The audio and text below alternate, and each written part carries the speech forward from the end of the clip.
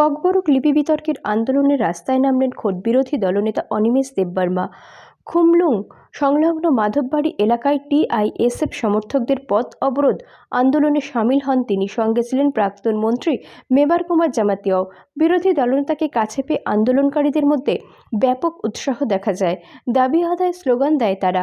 School পড়ুয়া ছাত্রছাত্রীদের school পোশাকেই এখানে আন্দোলনে নামতে দেখা যায়। সামনে সংগঠনের পতাকা ও ফ্লেক্স হাতে নিয়ে অবরোধ আন্দোলনে বসে পড়েন ছাত্রছাত্রীরা।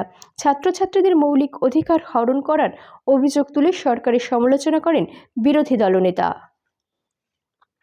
বাংলা স্ক্রিপ্টে রোমান স্ক্রিপ্ট বাই 17-18 বছর ত্রিপুরা মধ্যশিক্ষা পর্ষদ ককবরক সাবজেক্ট নথি পরিণাইরক পরীক্ষার ইমান অতাতলাই তাকলাইনি বিশিব ত্রিপুরা মধ্যশিক্ষা পর্ষদটির সভাপতি সাও যে বাংলা স্ক্রিপ্ট বাইন মাসি এবং এই সিদ্ধান্তকে বিরোধিতা করে টিআইএসএফ অনির্দিষ্টকালের জন্য সড়ক এবং রেল অবরোধ এই আন্দোলনের ডাক দিয়েছে।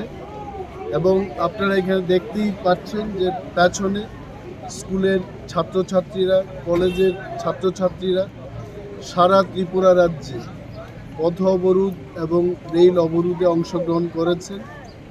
এবং যতক্ষণ না পর্যন্ত ত্রিপুরার সরকার, এবং আমি কেন্দ্রীয় সরকারের কথা বলছি না, রাজ্য সরকার যতক্ষণ না পর্যন্ত ছাত্রছাত্রীদের এই দাবি মেনে নেবে না, ততক্ষণ পর্যন্ত এই আন্দোলন চলতেই থাকবে।